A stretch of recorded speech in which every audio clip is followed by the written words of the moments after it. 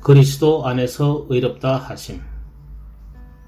이를 아니할지라도 경건하지 아니한 자를 의롭다 하시는 이를 믿는 자에게는 그의 믿음을 의로 여기시나니. 로마서 4장 5절.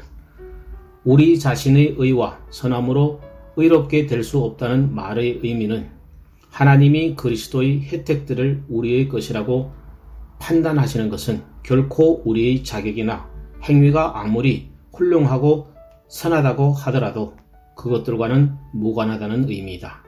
필자는 이 사실을 더욱 명확하게 하기 위해 몇 가지 명제를 가지고 특별하게 설명하고자 한다. 1. 그리스도의 백성은 그리스도와 어떤 연합 또는 관계가 있는 것이 분명하다. 성경은 이 관계를 그리스도 안에 거하는 것으로 자주 표현하고 있고, 흔히 머리에 속한 지체와 줄기에 달린 가지로 비유하면서 그리스도와 그분의 백성의 관계를 보여준다. 또한 신랑과 신부의 혼인 연합으로 비교되기도 한다. 필자는 이 연합의 유형을 결정하자고 주장하는 것은 아니다. 이 유형에 대해 어떤 논쟁을 벌이려는 목적이 있는 것도 아니다. 연합이라는 단어가 이해하기 어렵고 잘 이해할 수 없는 사람은 관계라는 단어를 사용해도 모방하겠다. 여기에 제시된 모든 종류의 비유들은 그리스도와 불신자들 사이에 존재하지 않고 오직 참된 그리스도인과 그리스도 사이에 존재하는 어떤 특별한 관계를 인정하는 비유들이다. 성경은 이 관계를 그리스도 안에 있는 것과 그리스도의 지체가 되는 것으로 비유한다. 2. 그리스도와의 관계 또는 연합은 그리스도인이 그리스도 안에 있는 것을 의미하며 그 연합 상태는 그들이 그리스도의 혜택을 누릴 수 있는 근거가 된다. 이 진리를 증명할 필요는 없다. 당장 이성적으로도 알 수 있다. 성경은 또한 충분한 증거를 보여준다. 아들이 있는 자에게는 생명이 있고 하나님의 아들이 없는 자에게는 생명이 없느니라. 요한일서 5장 12절. 너희는 하나님으로부터 나서 그리스도 예수 안에 있고 예수는 하나님으로부터 나와서 우리에게 지혜와 의로움과 거룩함과 구원함이 되셨으니. 고린도전서 1장 30절. 먼저 우리는 반드시 그리스도 안에 있어야 한다. 그 후 그리스도는 우리에게 의로움이 되시거나 또는 우리를 의롭게 하신다. 이는 그가 사랑하시는 자 안에서 우리에게 거저 주시는 바. 에베소서 1장 6절. 우리가 그리스도 안에 있다는 사실이 주께서 우리를 받아주시는 근거가 된다. 성령님도 이 연합에 이러한 비유들이 잘 맞는다고 생각하신다. 몸의 지체들과 머리의 연합은 지체들이 머리의 생명에 참여하는 근거가 된다. 나무 가지와 줄기의 연합은 가지들이 줄기로부터 수액과 생명에 참여하는 근거가 된다. 남편에 대한 아내의 관계는 아내가 남편의 재산에 대해 공동 소유권을 주장할 수 있는 근거가 된다. 부부는 법적으로 여러 면에서 한 몸으로 간주되고 있다. 마찬가지로 그리스도와 참된 그리스도인들 사이에 법적인 연합이 있고 이 연합으로 인하여 최고의 재판관은 한쪽을 위해 다른 쪽을 받아들일 수 있다. 3. 이처럼 믿음은 어떤 사람이 하나님 앞에서 그리스도의 속죄와 의를 자신의 것처럼 얻게 만든다. 이는 믿음으로 그 사람이 그리스도와 연합하게 되기 때문이다. 지금까지 살펴본 바에 따르면 어떤 사람이 그리스도 안에 있다는 사실은 그로 하여금 그리스도의 대속과 의를 자기 것으로 삼고 그것에 의한 혜택을 누릴 수 있는 권리의 근거가 된다. 그 이유는 명백하다. 이렇게 말해도 될지 모르겠지만 우리가 그리스도 그분을 소유함으로 인하여 자연스럽게 그분의 속죄와 공로들이 우리의 것이 된다고 쉽게 이해할 수 있다. 그렇다면 어떤 사람 안에 있는 믿음으로 인해 그의 영혼은 그리스도와 연합하게 되고 하나님께서는 그 연합에 의해 그가 그리스도의 공로를 소유한 것으로 여기시는 것이 합당하여진다. 이 사실은 어떤 사람이 자신의 뛰어난 가치와 사랑스러움으로부터 나온 행위에 대한 보상으로서 하나님이 그 사람에게 그리스도의 공로와 혜택을 누릴 권리를 준다고 말하는 것과 매우 다르다. 그리스도와 진정한 제자들 간의 특별한 관계로 인하여 성경이 그들을 하나라고 언급하는 것처럼 우리는 참된 그리스도인이 이 관계 또는 연합에 이르기 위해 적극적인 어떤 활동을 해야 한다고 동의한다. 필자는 바로 그 활동이 믿음이라고 생각한다. 필자는 의롭게 하는 믿음이 무엇인지 정의하려는 것도 아니며 그 믿음이 얼마나 많은 것을 담고 있는지 밝히려는 것도 아니다. 단지 믿음이 얼마나 영향을 미치는지 고려할 뿐이다. 의롭게 하는 믿음은 이전의 그리스도에게서 멀어지고 분리된 영혼을 그리스도께 연합시킨다. 이제 그 영혼은 더 이상 멀어진 상태에 있지 않고 앞에서 말한 그리스도께 연합하는 관계를 맺고 있다. 즉 성경대로 말하면 그 영혼은 믿음에 의해 그리스도께 나아가 그분을 영접한다. 성경은 믿음의 의무를 보여주기 위해 다음과 같은 분명한 표현을 사용한다.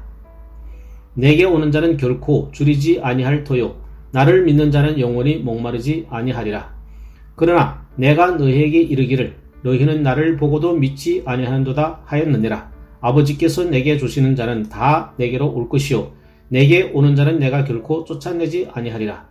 내가 하늘에서 내려온 것은 내 뜻을 행하려 함이 아니요 나를 보내신 이 뜻을 행하려 함이니이다. 요한복음 6장 35절에서 39절.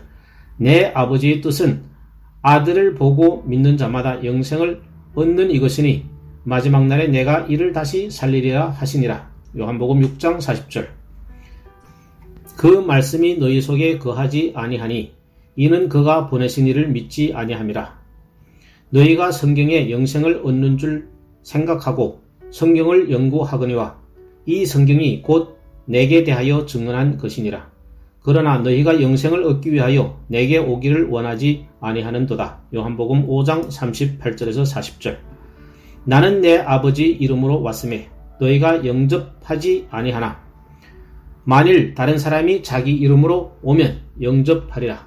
너희가 서로 영광을 취하고 유일하신 하나님께로부터 오는 영광은 구하지 아니하니 어찌 나를 믿을 수 있느냐. 요한복음 5장 43절에서 44절.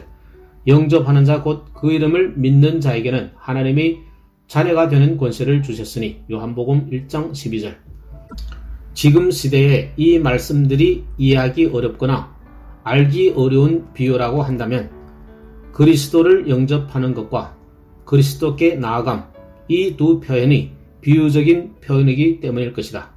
하지만 이 표현들이 이해하기 어려운 비유라 하더라도 최소한 이 사실만은 자명하다. 즉 이전에 그리스도에게서 떨어지고 분리된 사람들, 다시 말하면 그리스도와 관계도 없고 연합되지도 않은 사람들이 믿음에 의해 더 이상 분리되어 있지 않고 도리어 관계를 맺고 친밀한 상태가 되어 있다는 사실이다. 하나님은 믿는 자에게 그 믿음의 보상으로 구세주와 연합하게 하시거나 구세주 안에 있는 유익을 주시지는 않는다. 믿음은 그리스도와 연합하려는 영혼의 적극적인 활동이다. 믿는 자에게 믿음은 그 자체가 연합을 이루는 활동이다.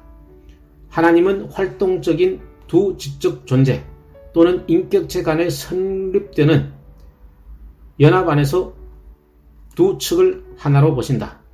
이때 두 측은 상대를 향해 자발적으로 합쳐지려는 상호 활동이 있어야 한다.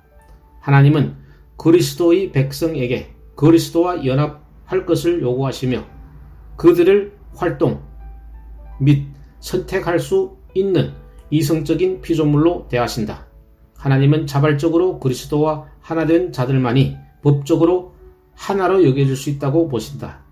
그리스도와 그분의 백성 사이의 실제 연합은 법적인 연합의 바탕이다. 즉 그들 안과 그들 사이에 실제로 존재하는 연합은 재판관이 그들을 하나로 볼 수 있는 근거가 된다. 그리고 재판관이 신자를 볼 때 그들 안에 그리스도와 하나로 여기고 받아들일 수 있을 만한 연합하는 본성이 있다면 재판관은 그리스도의 대속과 공로를 마치 신자 자신들이 대속과 공로처럼 여기신다. 이는 필연적인 결과이거나 이미 함축되어 있는 것이기에 아무런 하자가 없다. 이런 방식으로 믿음은 신자로 하여금 그리스도의 대속과 공로의 유익을 합당하게 받게 하고 그 혜택을 누릴 권리를 갖게 한다. 즉 믿음은 그리스도와 신자를 하나 되게 함으로써 최고 재판관 앞에서 하나로 받아들여진다.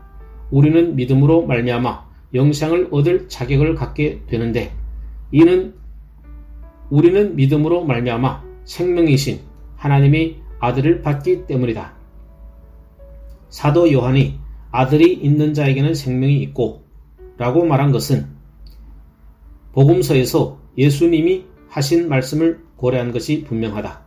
아들을 믿는 자는 영생이 있고 아들에게 순종하지 아니하는 자는 영생을 보지 못하고 도리어 하나님의 진노가 그 위에 머물러 있느니라. 요한 1서 5장 15절, 요한복음 3장 36절.